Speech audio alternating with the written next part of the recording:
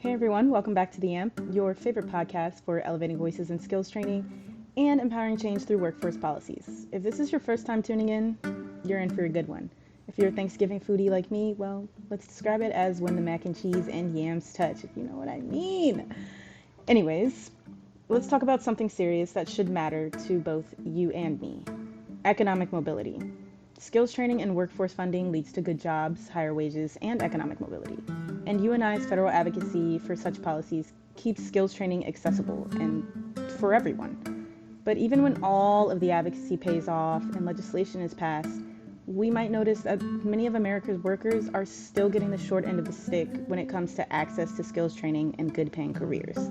In the last episode, we talked about NSC's federal agenda and how these policies have real impact on real people, especially in BIPOC communities, that is, Black communities, Indigenous communities, and communities with people of color. In a world where experience required is listed on entry-level jobs, breaking into certain industries can feel like an Olympic event for us, without the gold medal at the end, or even the bronze. Jordan Childs, you'll always be a medalist to me, girl. Anyway, just last year, NSC completed polling research and found that 78% of Black voters perceive a lack of access to skills training as a significant challenge facing workers in the current job market. So it's time to get real. I'm closing out this series with two brilliant guests cut from the same cloth, Nakeisha Ricks and Jolie Bernard. So make sure you get comfy because we're going to hone in on Black workers, highlighting their specific challenges while offering solutions grounded in policy and practice. Nakeisha literally wrote the article on it. No, seriously. She wrote an op-ed about it in the Washington Informer, talking about Black workers and the gap that exists for accessing these workforce programs. And Jolie has been working on the ground, helping build industry sector partnerships that actually open doors for Black workers instead of slamming them shut, like some of you do with the Jehovah's Witnesses at your door. So whether you're here because you're a policy nerd, someone trying to make sense of the workforce landscape, or you just accidentally clicked on this podcast and decided to stick around, I invite you to have a chat, relax, kick up your feet. Let's get into it. Don't mind the gap. Episode 3, coming to you right now. Hello, wonderful people, and welcome to the AMP. Today we're tackling a crucial issue: racial workforce disparities and how industry sector partnerships can create pathways to economic opportunity. Our two guests today, we have Nakeisha Ricks-Pettyjohn and Jolie Bernard. They're going to introduce themselves, tell you how they got here, and we'll kick off with some questions for them. Nakeisha, how about you go first? All right. Hey, thank you, Tianna. I'm Nakeisha Ricks-Pettyjohn. I'm a senior fellow with National Skills Coalition. I'm on our government affairs team. A little bit about how I got here. I come from the state of Tennessee, Department of Labor and Workforce Development, where I was able to serve a lot of our participant-facing programs. I oversaw Title I. I know I'm talking in a lot of acronyms like Title I, Title III, SNAP ENT, but most importantly, I was able to oversee the one-stop operations in the state. How I got into the workforce world is so funny. I kind of just like slipped in it, like fell in it, right? It's not anything that I majored in school. I'm an environmental scientist with a biology degree and a minor in chemistry. So this is like totally outside of it. But one thing I did learn is around social injustice, right? And about protecting community and advocating for so. And so after college, I was in the competitive workforce, right? And so a lot of the things was you had to have the experience to come into these jobs, right? Even though I did everything I was supposed to on my post-secondary, I just needed someone to give me a chance. And the Department of Labor did. They were able to translate my skills, right? Seeing that I had scientific writing experience, I had research experience, I was able to advocate in communities for different causes. They were able to say, well, we can just teach you workforce. We can get you in and teach you the programs. We just got to give you a chance. And one of the biggest things that I'll be transparent about is I had women that look like me around in the agency that seen the potential in me, that stretched me and gave me a chance to shine and prove that I was able to translate skills from post-secondary. And I was a single mom, so I was a parenting student, a little different, coming from hospitality, post-secondary into workforce, but they gave me a shot. And so from there, I transitioned over to NSC and now I'm here. So that's a little spill about me. Yes, and we've been working together now for about, 3, 3 4 years. years? Not fun when you're having fun, man. We can't say we knew no I'm, more. Yeah, I'm telling you. can't say it. Thank you for that introduction. Jolie, tell us a little bit about yourself. Yes, ma'am. Well, thank you for the opportunity. Thank you for having me. I am Jolie Bernard, and I am an entrepreneur based in New Orleans, Louisiana. Much like Nakeisha, my background does not translate workforce development. I have a dual degree in biology and chemistry. So, here I am, though, in 2025, advocating for people that look like me. And so, being able to be invited by Jeff and Jaron to come up to DC since I have already active work in the landscape and in the DMV, as an entrepreneur to do the Blue Fly-In, the Business Leaders United Fly-In, and truly understand what National Skills Coalition is all about. That happened end of 2023. And here I am, and I am a firm believer and a really big proponent and advocate of the work that you all are doing. And I'm just happy to be able to have this conversation with like-minded women, but more importantly, with women who are represented in these spaces that look like me. Excellent. And for our listeners who may not know, Business Leaders United, as Jolie said, she is a member of our Business Leaders United partnership, or I guess branch arm. We actually did an article with her last year for Women's History Month. So if you guys want to check that out as well, that is on the Blue website, and it's a good read if you have a couple minutes. And I see both of you come from science-y backgrounds and translated your skills, so find a little common things we have here. Okay, let's get into some questions. We'll start with you, Nakeisha. So you recently wrote an op-ed in the Washington Informer about Black workers and these different disparities they have and the skills gaps and all of that. What inspired you to address this issue? Yeah, I will say one of the biggest things for me was in 2024, prior to the election, we did some polling data at NSC, right? And so we partnered with some groups and we just wanted to see what voters were thinking. And what was starking to me was 93% of Black voters said there had to be a closer relationship between businesses and training providers, right? Without using the words industry sector partnership. And then we also seen that 92% of voters said that they were for the need to expand training access, right? And so we were seeing all these investments that were coming down from the Biden administration around these emerging industries. We had clean energy, offshore wind, semiconductor manufacturing, but then also just sitting back and just understanding the track record of this country. It was time to bring us into the game. There has been decades of investments and missed opportunities, specifically around Black people, right? Where we can contribute to an economy. I think I seen it was a stat around if we would have just tackled into those missed opportunities of investing in Black people in a 10-year span, in a decade, we could have contributed more than $1.7 trillion into it. And if we're thinking about the economy and where we sit today, that's very important, right? And so I thought, Joint Center was doing some research and they were asking us to peer review on it they were doing a 6-state policy scan around industry sector partnerships, trying to identify trends, but they were also just calling out the disparities and the needs for Black workers. And we had, me and a couple of colleagues had written around creating an equitable and resilient workforce strategy. We had written around UIOA recommendations. And one of those was around investing in sector partnership. And so we were just saying, how can two organizations come together, right, in February and give kind of like a tribute to Black workers, right? Not just calling out the disparities and the challenges, but also coming with some practical solutions. And so it was February, me and Justin from the Joint Center got together and we were like, how can we put 800 words together around just the research we've done to elevate the need for Black workers in this economy? And so that kind of sparked us with just the data, the research, and coming together saying, one band, one sound. It was time to bring us in the game, Coach. It was time. One band, one sound, my favorite drumline reference. Okay. I love that movie, actually. I really do.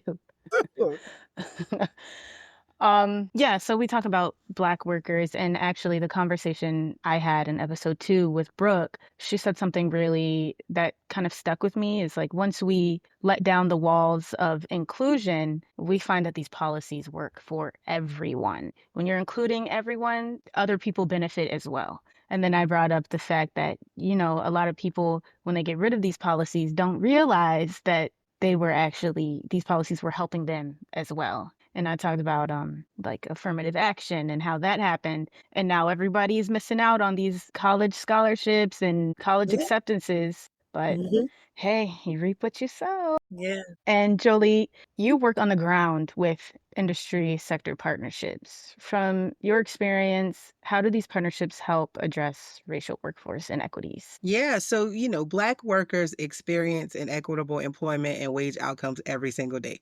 And to your earlier point about anti-DEI and the 21st century administration that we're managing at the moment through all of our different arteries and arms of how we actually do programmatic work, right?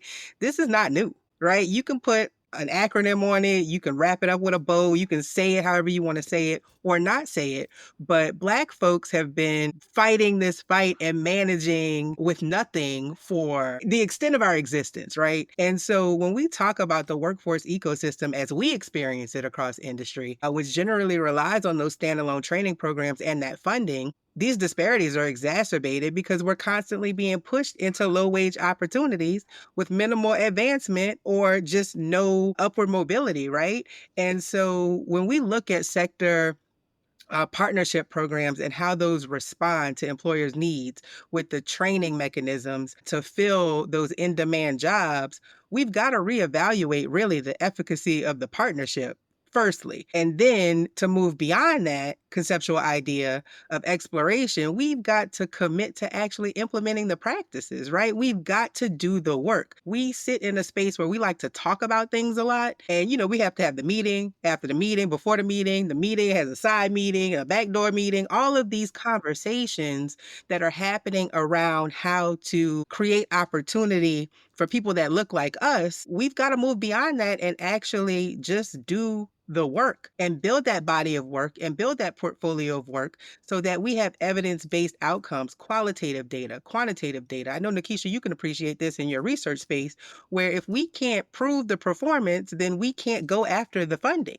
And so we've got to get better at data collection. We've got to get better at actually meaning what we say at a table where we're entering into these MOUs and these CEAs, and we've got to produce the outcomes. And I think when we look at it through that lens, we're helping the folks who are in most need, but it benefits everyone.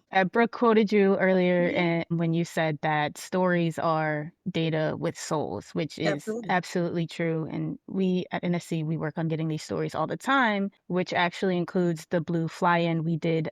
I think it maybe was September or October of last year, where we had the employers and their partners come in and go on the Hill and talk to their congressmen and policy workers about these industry sector partnerships.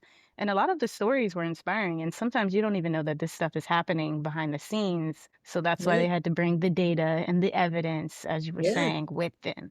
And then But it putting was a a face good, to it. Putting a yeah, face to it, right? that's Like what it I'm hits saying. different. It hits different. Like you can have data talk different sides of a story, right?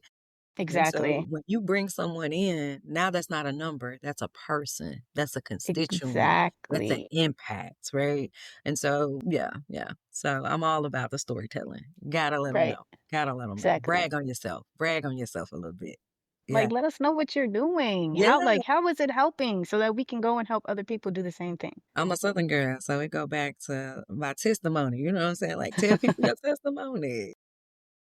Like, tell them, So, yeah. So your op-ed highlights the barriers Black workers face in accessing skills training and quality jobs. Can you walk us through some of the biggest challenges that Black workers may face? Yeah, so one of the biggest things is access, right? I'm just gonna go back to before, Nakeisha, we're just gonna go back to Keisha, right? Keisha going through school trying to navigate this and didn't even know about a lot of these programs and partnerships out in the community, right? So one thing is access to the community, low wages. I think Jolie talked about that earlier, right? So it's the low wages, the underemployment, the working piece, the quality of work are some of the challenges, right? We're already currently working, and then we're trying to have a better opportunity, right? It's just the quality of work and the environment and the cultures of those things. And then training investments with earn and learn models, right? That's the biggest thing. We have to put our money where our mouth is. I think, sis just talked about it earlier. We're doing a lot of talking. We have to put the investments into those talking points, right? And one of those is I shouldn't have to choose between education and work, there should be some type of model where I can do both, earn and learn. So it's not or, it's an and. I should be able to do both. And we see that that is very successful for Black workers, right? When we have apprenticeship opportunities, equitable apprenticeship opportunities, because we can go down a rabbit hole around apprenticeships too, right? But most importantly to me, one of the challenges, which is part of the solution, is the lack thereof community voice. How are we designing and implementing policies and programs without asking people what they need? It's because we've read, I can even just say this from my publication and my research, right? By the time we receive things at a DC and a national level, that was yesterday's news, right? That was yesterday's problem. Things are forever changing. And the only way you can stay ahead of the game and be, instead of being reactive, become proactive is bringing the community to the table. The people that are closely connected to the challenge have the solutions. They just need to be heard. Here we are creating programs and designing things without asking somebody, what do you need and what do you aspire to be? Right? How can I Exactly. build something? So here it is. We didn't build, I use this analogy all the time. We didn't build a two-door car and I needed a four because I had car seats. But you didn't even ask me. You just came rolling in. Now you're going to make me fit into this model. And I think that is one of the biggest challenges. You're going to hear me talk about workers' voice and community voices. I know it takes a lot of work to engage workers and communities, but there's organizations that's doing it. They're doing it at the kindness of their heart. They're doing it with scrap budgets. So I feel like that's an opportunity to, again, invest into the CBOs who are currently doing it and then just using they're the trusted arms in the community. Right. And I think about government, like I was government too. Sometimes we're not best suited to come into the community because the lack of trust and what we've done, right? And what we haven't Mm-hmm. done for Black people. So sometimes Exactly. you have to invest into the trust, the partnership, and not just constantly having CBOs because they're Black led and ran and with a focus of Black folk. You want them to be a checkbox at the door. Like, no, put your money where my check mark is, And so I Right. think that's some of the biggest challenges. I'm just going to go back to it. The lack thereof investments and the lack thereof the voice.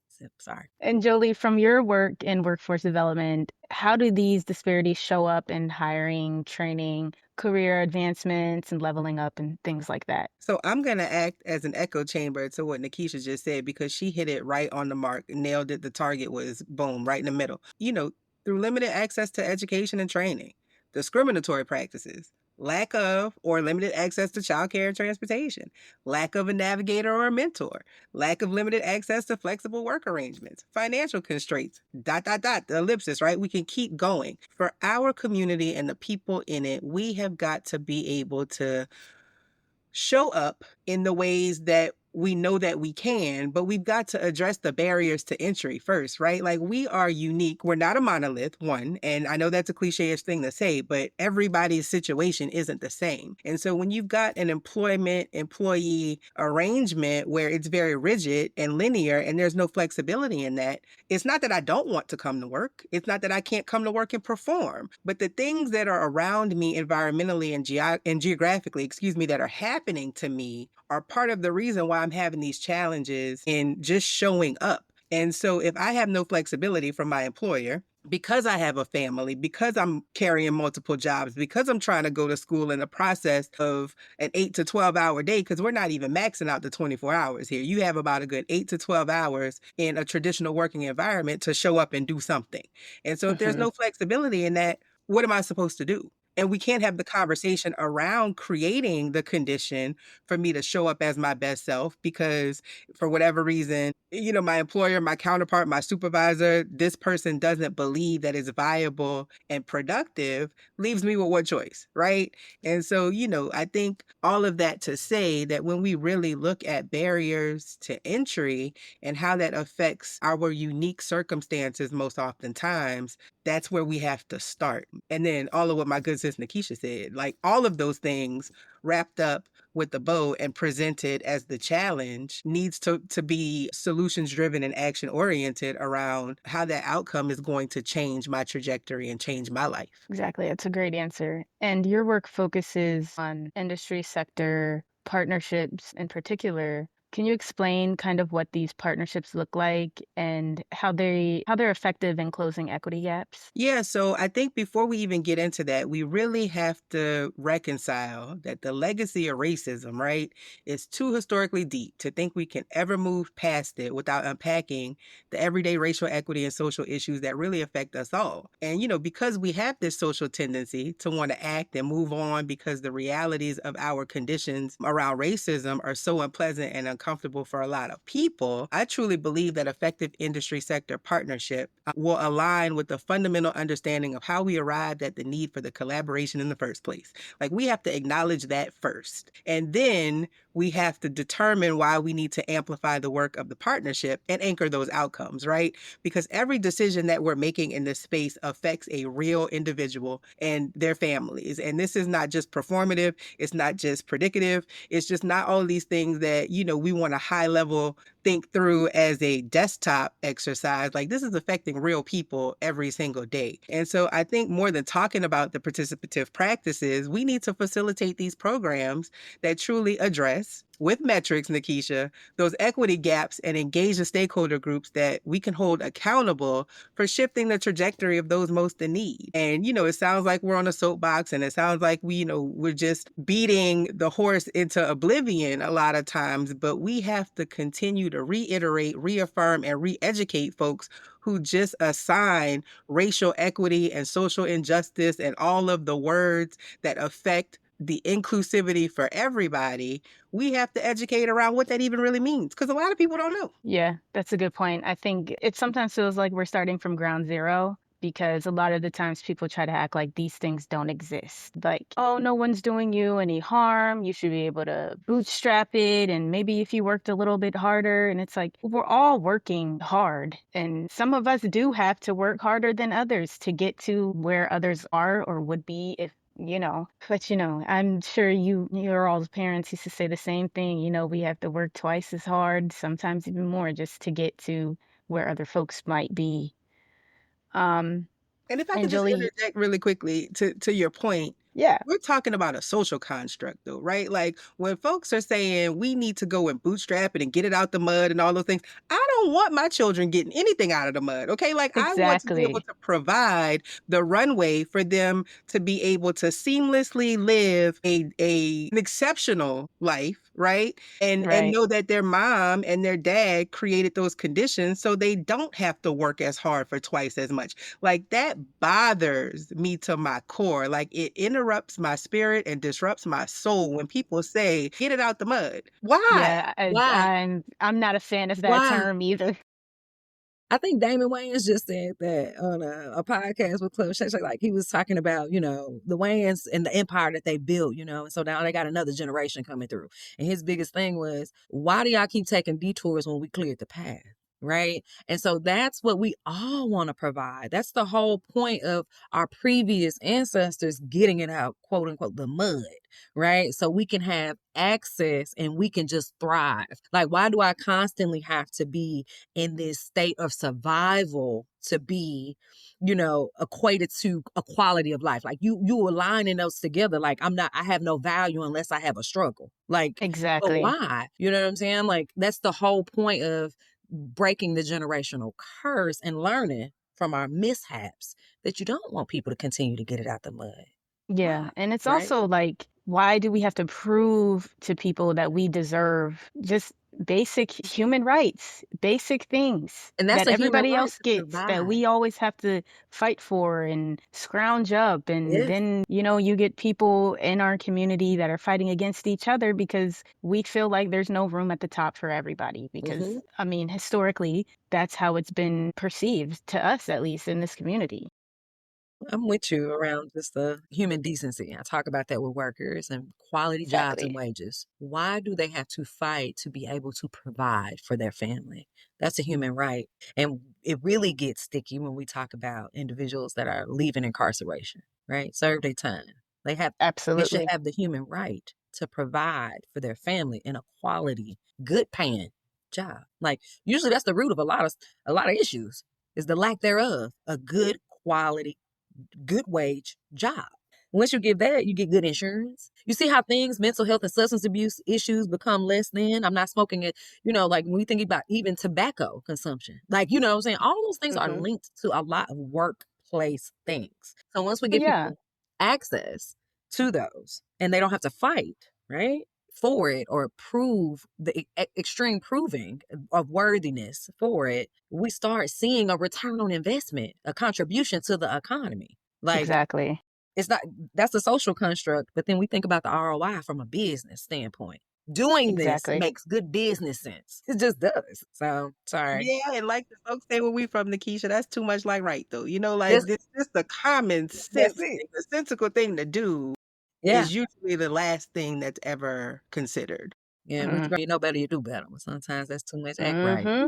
It's too much act right in people. So, Jolie, we talked about your work in industry sector partnerships, and you mentioned that the research for these partnerships, it kind of has to go hand in hand. So, Nakeisha, my question for you is, from your research, how do these industry sector partnerships compare to like traditional job training programs in addressing racial disparities? Yeah. So when we think about I think we mentioned that in our op-ed around industry sector partnership and how they were initially connected to the civil rights movement focus in Detroit, right? Moving those workers into a manufacturing industry, right? And so knowing that it has a connection to the civil rights movement should let us know that it was a solution to address a disparity for a community, right? And so when we compare it to the traditional job training program, I'm not trying to put one against the other because I feel like they both.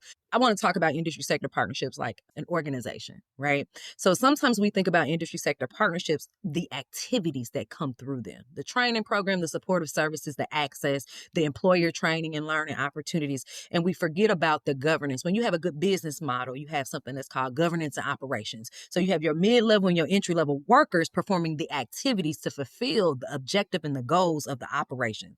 So we need to talk about industry sector partnership like business, right? What it is, the partners that are there. That's why that business voice is there, right? So we can think about the governance and the operation of industry sector partnership. It takes time and commitment to convene partners, to translate skills from employers to workers to training providers, right? If I'm running a company, I'm wearing, especially a small business, which we know small businesses are usually the entryway for Black workers, especially those that are returning from incarcerations. Mom and pops are going to give you a shot, right? Mm-hmm.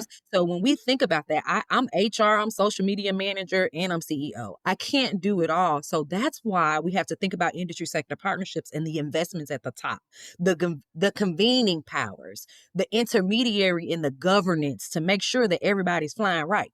Right? Because I'm at the end of the day, I'm still thinking about my bottom line as a business, productivity. I'm trying to stay afloat. And even though I would love to be in all these meetings, I would love to be at all these events, I have to have a trusted source who can translate the information to me and show me how I need to show up. That's it, right? Like, and when we think about industry sector partnerships, I want to say, like, I don't want to put it against a training program because a training program is the activity that comes out of it, right? They should be blended together. They should be, an industry sector partnership is the convening governance body to make sure that we're meeting the economy goals, right? If we're seeing an industry is losing, like pandemic was a good example. We seen hospitality go down, but we seen a need for retail. Right? So how do we translate these skills to get these people so they're not on the unemployment line? They can translate over here to the management. They can translate over to these higher level positions. How do we get Nashville in particular? How do we get our artists who were not able to perform, right, in music?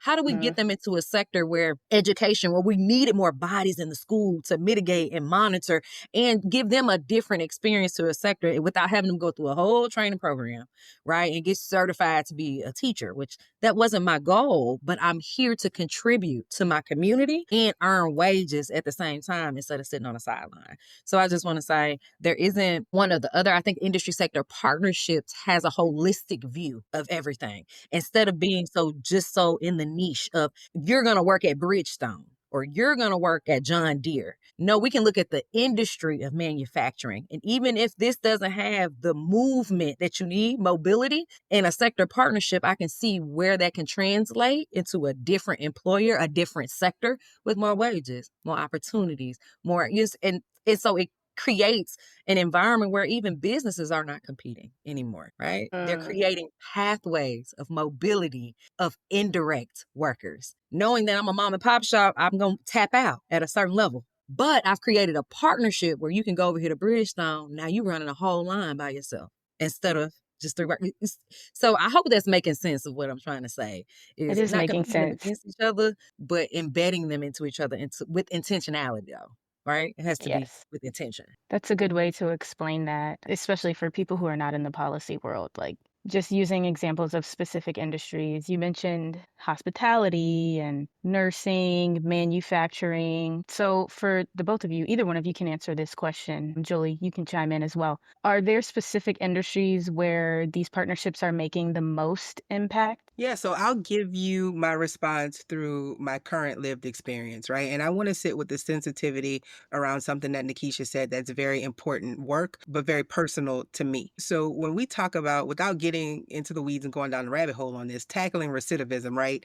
And second chances for directly impacted and formerly incarcerated men and women across the country. I feel like because I am working very directly with a company out of West Texas called ADC&T, which is in the transportation and logistics industry space for oil and gas as the sector, right? The CEO there is formerly incarcerated. Aubrey Decker did his time, came out, wanted to be a productive citizen, a contributing citizen, right? And just the roadblocks that are designed around how to re-enter into society, but more importantly, the workforce, are not designed for our people, the people that look like, I'm being very specific, Black men and women, to go back and do things to not reoffend, not easy. And so what Aubrey did was he created an ecosystem through this transportation company that operates out of West Texas to be able to hire formerly incarcerated and directly impacted men and women. And that's not his entire workforce, right?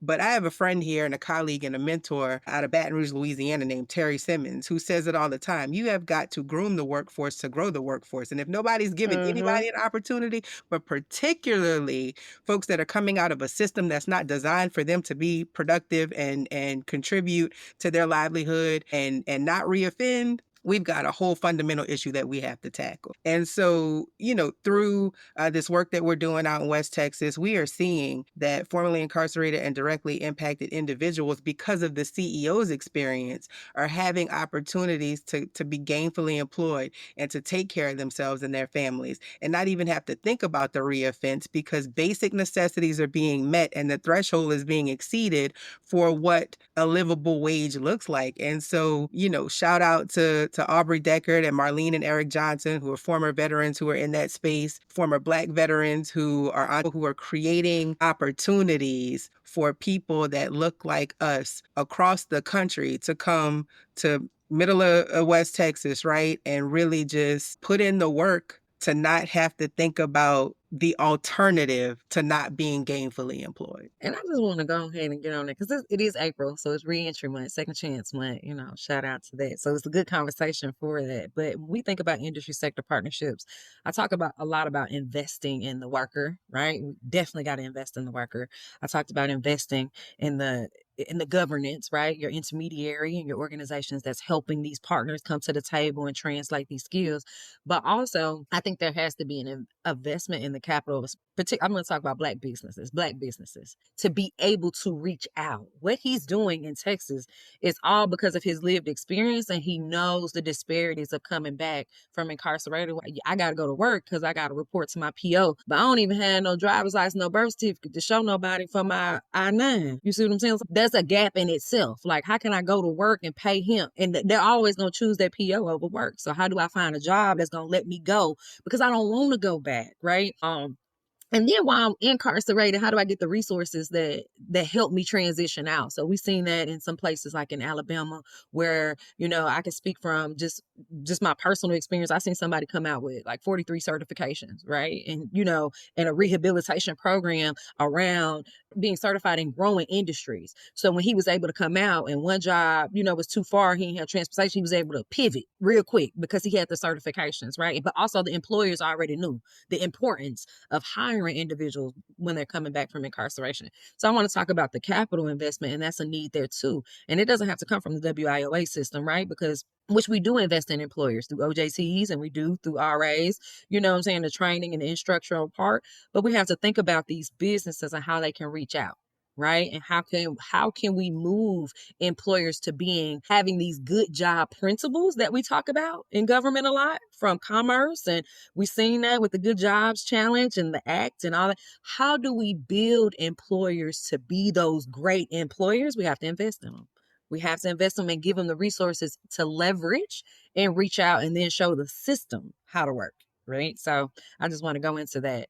Shout out to him in Texas for reaching beyond. Yeah, and that actually kind of lands with me as well. I'm going to share like a little personal anecdote. Nakeisha, you probably already know this. I shared this. My brother is currently incarcerated right now, my younger brother. And where he's incarcerated, they have different programs. So he participated in one that was like a carpenter construction kind of program. That way he would have something when he got out so that he could make a smooth transition into the real world. I mean, he's been in almost a decade, so a lot has changed. But like you said, Nakeisha, like having these things set up while these folks are incarcerated can help make that transition easier, as well as, there are some folks who might want to get out and get their education and take some certifications at community colleges, etc. So let's talk about some of these certifications that people can get at community colleges and the funds that are available for that. So Nakeisha, in your op-ed, you mentioned the Workforce Innovation and Opportunity Act, WIOA for short, for our listeners who may not know that. What updates do you think are necessary to ensure it better serves Black workers? Yeah, so off the pandemic at NSC, we convened, I think, over 140 different organizations and workers. During that time, we had American Rescue dollars down on the ground. We were just trying to see what was working in the system, what wasn't working.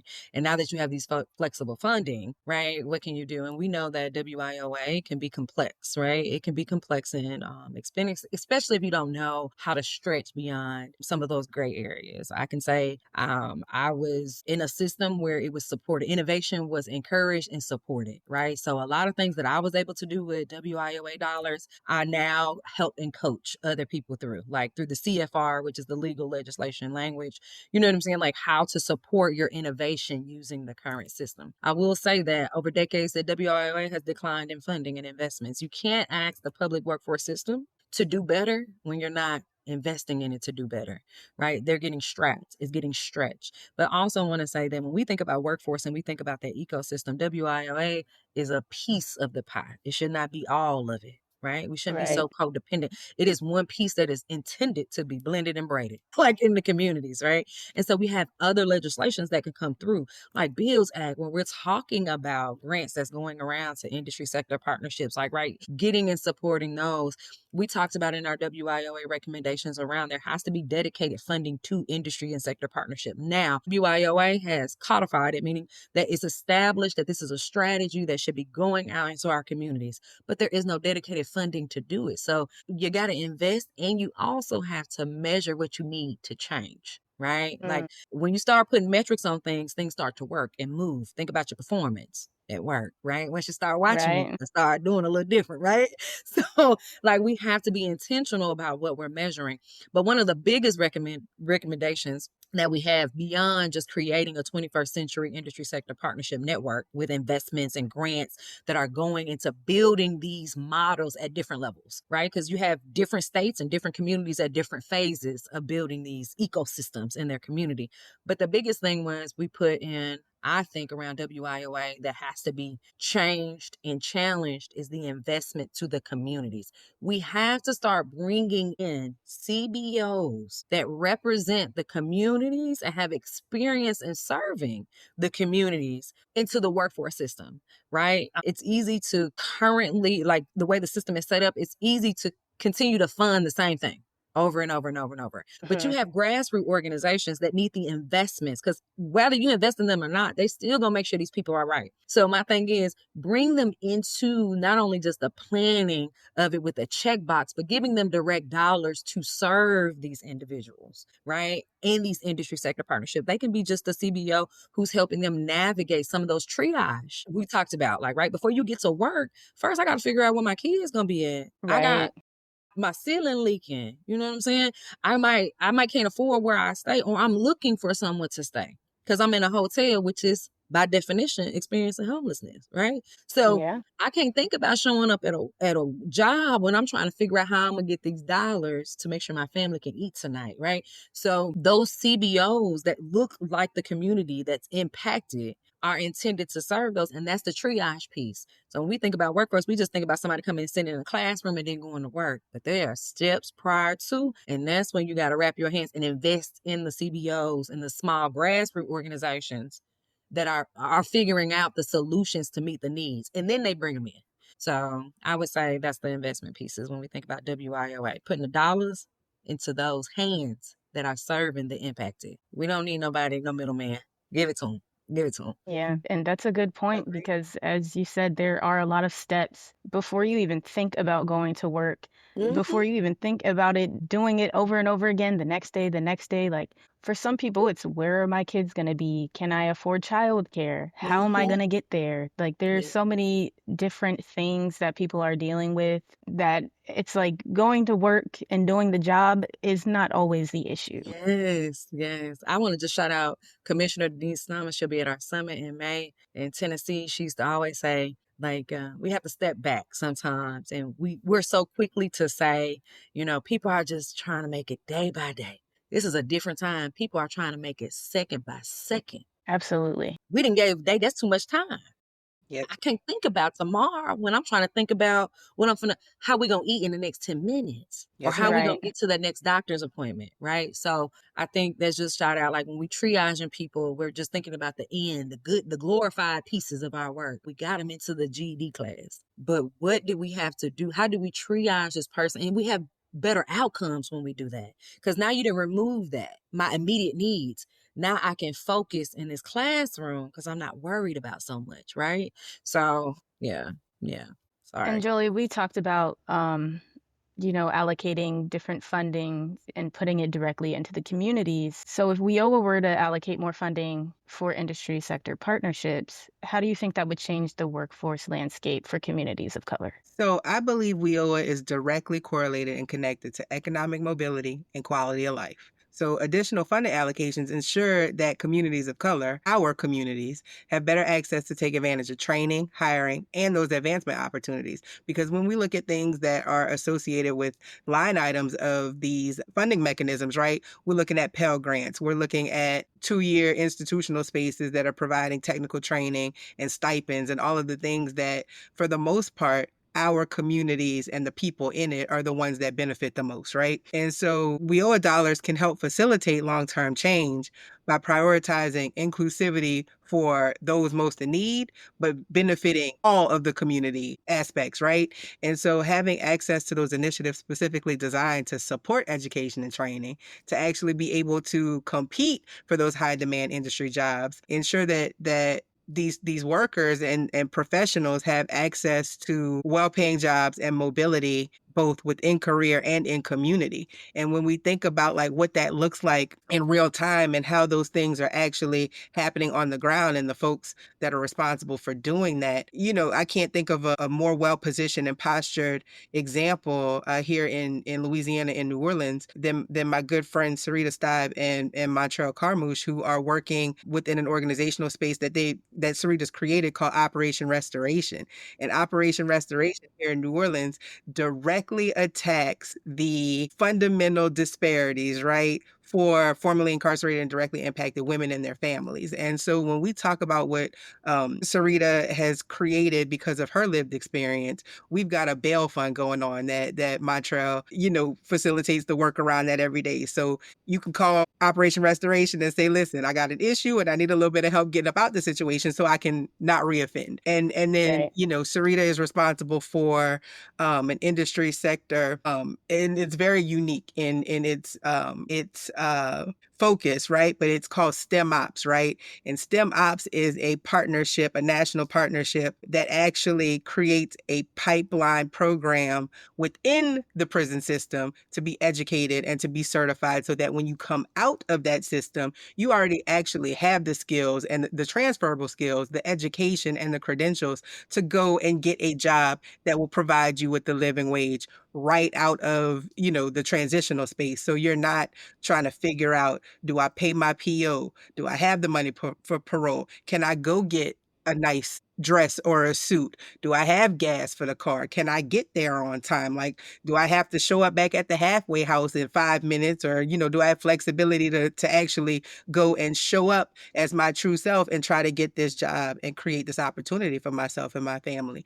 And so when we look at those types of programs and the people that are operating in those spaces, we've got to attach the lived experience to it. If it directly affects me and mine, I am going to figure out within that allotment of time in the day how to make this pop, how to make this work, so we're not dealing with this tomorrow, right? And so we're looking at short-term, long-term solutions, and I think the WIOA dollars definitely support the ability to facilitate that work. But we can always have some more. Of For course. sure. Come For on. sure. I And not mean, just with can WIOA, never have too with much. all of these federal funding Yep. mechanisms, Mm-hmm. state regional funding mechanisms that actually promote community inclusivity. Like by definition, we need to rearrange how people interpret what inclusivity really even means. Because Yes. we've assigned that with a specific demographic of people, when by definition, that's just another way to say, right? Yeah. Yeah. With 3 letters, Yeah. everybody. Yeah. And a lot of the examples that you guys have given just with these industry sector partnerships and addressing racial workforce inequities, they have been from people who have those lived experiences, like you said. And it seems like a lot of the time, these employers, because they don't have those lived experiences, we often find them kind of thinking that it's not their problem or it doesn't affect them. So, Nakeisha, in your research that you did when writing this op-ed, how much responsibility did you find that employers have in addressing racial workforce inequities? I would say they have a large, responsibility in addressing it, right? They oversee some of the hiring practices, right? The access to, even just when we think about simply applying to the job, right? In the outreach, in the recruitment mechanisms, like where are they recruiting to? But I also wanted to say that, business leaders should be committed to recruiting, retaining, and hiring diverse talent, and committed to partnering with others that can help convene and implement like these activities, right? But also community advocates play a role in holding employers accountable. And we do that through CBAs, community benefit agreements, things of that nature. Like before an employer comes and props up, right? How are we ensuring that our community is going to be served with intention of this employer, right? And I'm not saying around just like, oh, okay, we're going to build this. In Nashville in particular, there was an employer that was coming and they wanted to, land here. And they were like, we're going to hire this many people. We're going to bring this. But then a lot of Black organizations, shout out to Equity Alliance, was digging into the numbers and digging into the agreement and saying, well, hold up. You coming into these predominantly Black zip codes. How are you going to give these zip codes access to these jobs that you're saying that are paying up to $100,000, in some cases $200,000? How are they getting access to the training so they can be qualified to meet the criteria to come in? You just can't come and set up. And so the employer had to rethink about their model, rethink about their launch and how they were going to set up shop in that community. So I say employers, but sometimes employers have a one-track mind. They are really thinking about that bottom line. And there's no fault to them, right? They have stakeholders and investments. They're trying to do a lot. But then you have examples where you have employers out, a developer in California where he was saying, and sometimes just being transparent about it. He was saying, I made this agreement, but I don't even know where to start. And so he talked to a community college and the community college said, well, what was the agreement? He had to contribute something to the community that was impactful, right? And so the community college came together and said, well, you know what? A lot of your workers are coming from our training programs here. So how about we build childcare on campus with your development dollars? And guess what? He brought the check out. Okay, you figured it out. He's made it. He can go back to developing and building this business and his bottom line. But he put the dollars with the people that had the expertise and the trust in the community. They knew exactly what the workers needed. He didn't know. He's running a business, right? And so I think employers share a role in that, but also community advocates like ourselves, like we're the experience and the experts. Sometimes we have to step people through it and hold hands. That's what we call a hand holding. And that's all right, because we're going to step through it, but we're going to make sure it's done right. Because if we do it right the first time, it might take a little longer to do it right, but it's right. We don't have to keep coming back and putting bandages on a busted pipe. Like, right? Yeah, Like, we can just set it absolutely. up with intention in the beginning, and then everybody can have their share of roles, and then we can have accountability that everybody can see, and it can be transparent. I feel like that's why people get so mad about gentrification because, these companies or these real estate developers, they come in, they tear everything down, and then it's like, well, what happened to all the Black people that were here? Like, I mean, just one example is Southeast DC. Like, Southeast, to me, Southeast is always going to be Southeast. I mean, Yeah. they put different parts of it, like Navy Yard, and of course, you've got the National Stadium there, who Mm-hmm. for a while, the Nationals weren't even a team when I was growing up here in the DMV area, which is why I'm a Yankees fan. But it's just things like that. Like you have all these apartment complexes going up, and then they're kicking all these Black people out of these spaces where, originally they had an agreement like, hey, this is what we're going to do, and this is how you guys can continue to work and get your money and still have somewhere to live. Mm-hmm. So I think that's a good point in like having the community, I guess, spokesperson Mm-hmm. to, go to these employers and say, hey, this is what we need, by the way. Because a Yeah. lot of the times, like you said, they're so one-track minded, they have no idea. They just Yeah. put up what they were going to put up, and And they're trying everyone to kind get of to the scatters. next phase of the work, right? So easy Exactly. opt out is we couldn't find the workers that had the skills in the community. So we had to, use staffing companies to bring people in, or we're relocating staff, into the community, right? And then hence you start having developing the new apartments, houses and stuff. You see what I'm Exactly. saying? You see where we're going with this? But you got to have somebody to say, hold them accountable and say, before you even land site, what skills did they need? So we can get the training providers to build the pipeline. It's too late when the building up. Mm-hmm. The building's up, but it took time to get the building up. So okay, how do we train people to be part of the construction site infrastructure? Then we understand that that's going to go on for this long, for 6 months. Okay, so now we should be having people in a customized training program that's going to funnel in your pipeline, and then we can partner with our K-12 to make sure you got a future pipeline. If it's good jobs Right. and quality jobs, we're reaching back. So now, you ever walk with Exactly. some old guy, like, I'm from a rural part of Alabama, and he be like, I built that right there. You know, People take honor into that and They pride do. to be like, my granddaddy worked there. My granddaddy worked there for decades. My granddaddy helped build that sewer system. You know what I'm saying? Like, he got his initials in the concrete over there. That takes pride, but that also was done with intentionality. That's why you gotta have people. Employers are in communities. I mean, that's your biggest recruiting arm right there. If I got a good job, I'm tell everybody about it. Now, if I don't, I'm gonna tell everybody about it too. Yes, ma'am. That's a good point. My uncle Norman actually, he helped build the new Dallas Cowboys Stadium that's in Arlington, Texas. And he took a lot of pride in that while he was still alive. May he rest in peace. But I mean, it was all he would talk about. Every time a So game come on, I know he told you. I know he told you. yes, I know yes. he And told he you. wasn't even a Cowboys fan. So I don't know. But He he knew was a he fan knew of that Dion stadium. personally because he built that stadium. I know he did. Right. Now somebody's our cousin. And I'm like, all right, that See doesn't what I'm sound saying? right.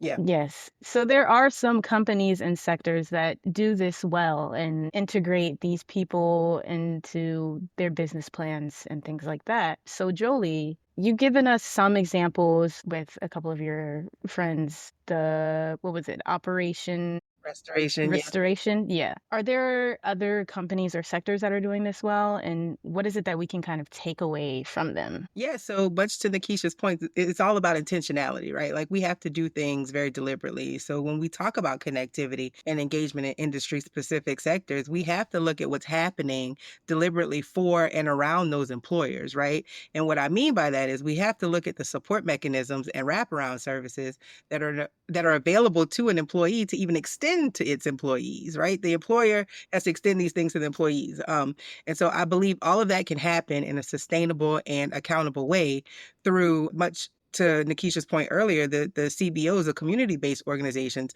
but additionally, economic development organizations across our country, right? And when we talk about, particularly here in my area and landscape, who is doing it well and right, I would say the Gulf South is really making it happen in a very regional way. But more importantly, my colleagues at St. Tammany Economic Development Corporation that service the North Shore, which is, outside of New Orleans proper, under the leadership of Chris Massengale, they're doing the work and creating tangible results in real time. And, the organization has created a unique partnership called the Workforce Roundtable that brings together institutional partners from the K-12 system alongside the 2-year and 4-year institutions that are directly supporting employers and troubleshooting workforce needs and gaps in real time on the spot. And it's benefiting students and by extension community.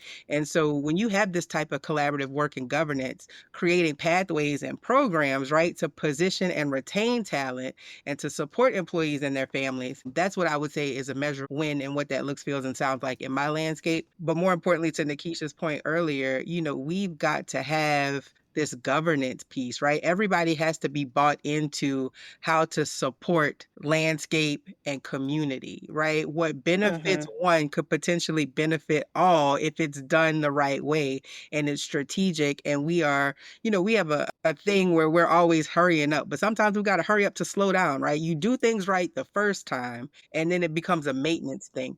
And how you do anything is how you do everything. So the approach is right. The mindset is what's going to create tangibility, sustainability, solvency for all of the folks that are managing bottom lines through business mechanisms and infrastructures, and just really building that quality of life and that community aspect of what it looks like to thrive beyond the surviving. So, yeah. Yeah, and we talked earlier about, people putting their money where their mouth is and not making these passive commitments and kind of really getting more involved. So for the both of you, how do we shift employer mindsets from passive commitments to active workforce solutions? For me, I will say one thing I learned when I was at Department of Labor in Tennessee, we had a new commissioner that came from private sector. He was business focused, right? Then we got a new governor. Governor Lee was appointed at that time, coming directly from private. And one of the things I learned and I took away from that is to change mindsets. It depends on who you're talking to in audience. When I'm talking to my practitioners, I lead with the social construct. We know it's the right thing to do. We know, right? Because we already have our moral, not that anyone else doesn't have their moral compass pointed that way. But what I'm saying is I don't have to go into the weeds of why. I can skip that and just go directly into that. Now, when I'm coming into someone who's thinking about it from a profit standpoint, you have to show the ROI on your investments.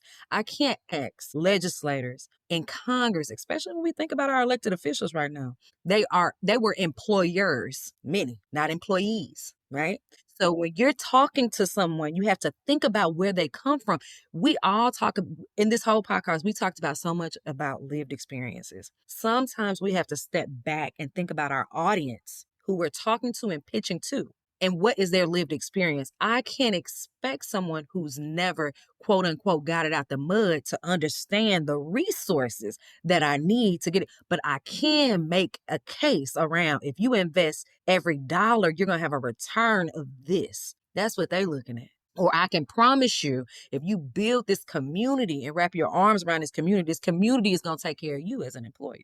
Right? You're not gonna have to worry about where your next talent pipeline gonna come from because it's gonna go in, right? So we see places like, Jack Daniels, and I want to say Uncle Nearest, that family, that family, it hasn't been a bottle made without Nearest descendants on site. That means because the family came, they found out it was a good employer. So now everybody worked there, the uncles, the nephews. You see, if you wrap your arms around a community, it will bring your return on investment. You just got to wrap your arms around it. So to change a mindset is to first understand where someone is coming from, their lived experiences. I can't talk to an employer about social constructs. Some employers you can. We can just go straight to the social aspect of it.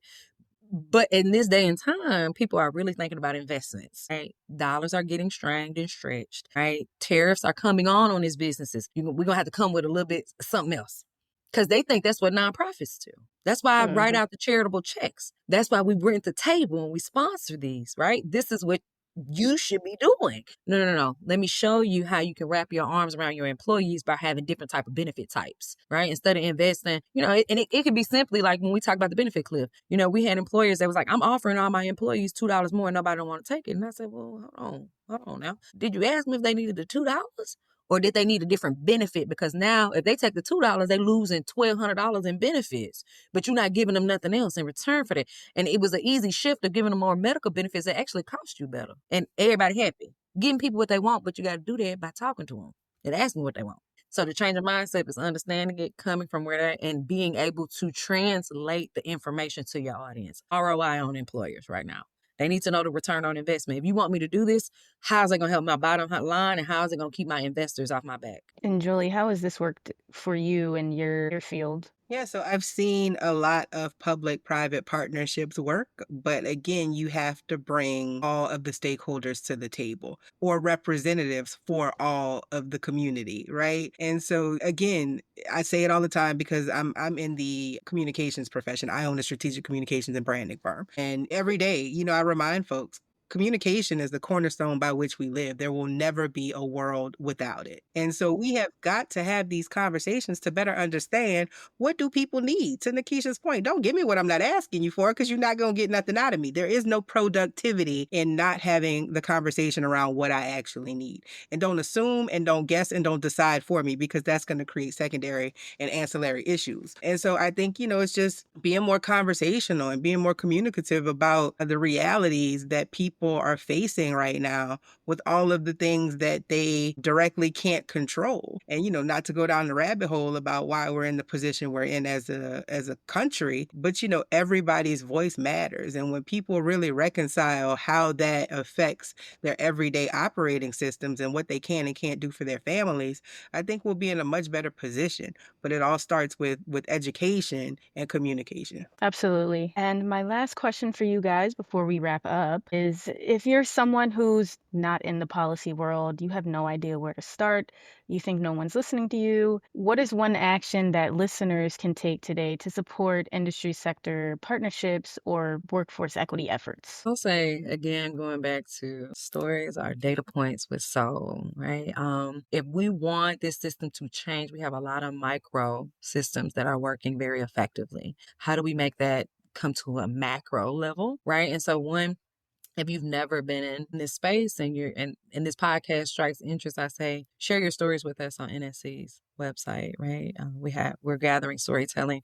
Join our email notification, and if you got time as a practitioner, come to our summit in DC in May. Right, we're gonna have an advocacy on the Hill Day on the 7th, where we're having states talk to their elected officials in Congress around these issues, around sharing these stories and coming with solutions. And I really just want us to think about, like, when we think about it collectively, I heard a quote and I'm always going to stick to it. Poor people get programs, rich people get policies. We cannot continue to just keep funding another program, because we see what happens, right? We're seeing this happening in real time, polishing of programs, right? And so then we're starting off at ground zero. Tianna, I think you mentioned that right at the beginning of the podcast. I feel like we always starting out at ground zero. How do we create practice to policy? How do we bring programs, like, right, practice should be programs should be feeding policy. So tell us your stories and then come with a policy solution. Programs are great, but we can leverage the programs to create the sustainability and codify the intentionality around, because it depends on who's reading it that day and how they interpret the law and who gets it and who gets access. But if we explicit with the programs that they have issued and showed us these outcomes, now we need policy to codify it. So when the funding and the program, the youth program, the pilot and demonstration program comes to an end, I have at least a policy to sustain the behaviors of and who, right? And then we can think about a different banking account for the investment. But the practice and the behaviors have been established through policy.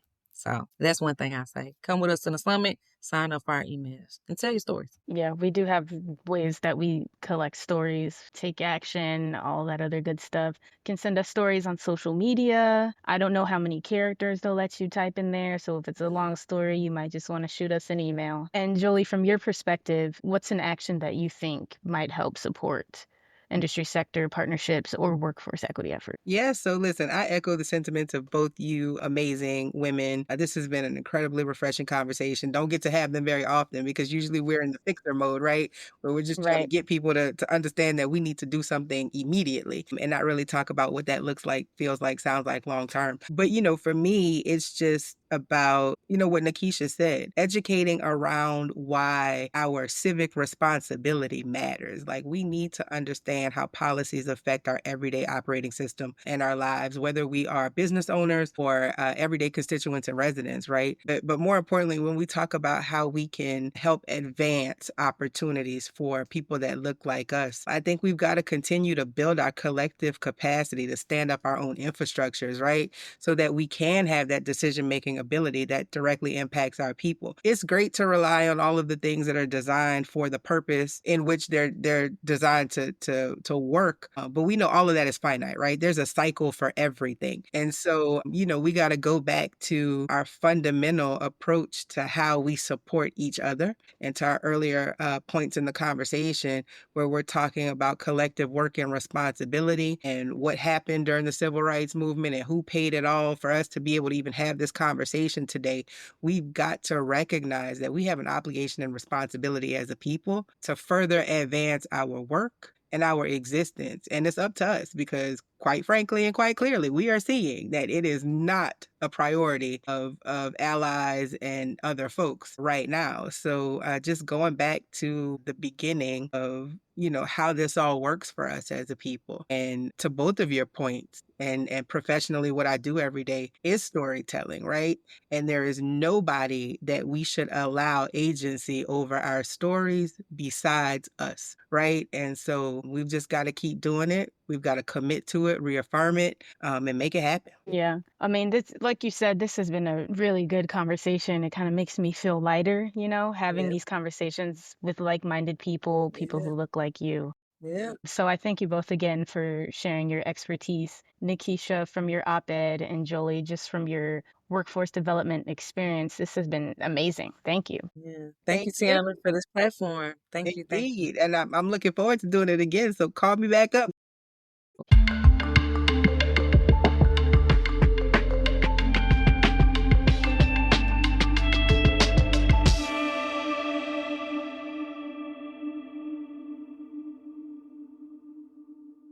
Make sure you subscribe to our podcast on Apple and Spotify.